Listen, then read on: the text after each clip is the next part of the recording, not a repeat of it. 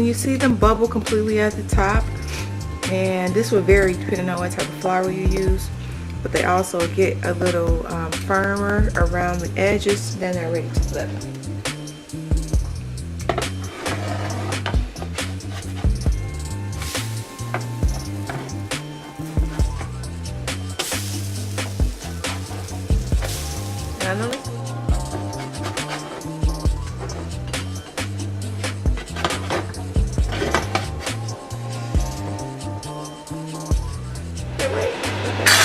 All right.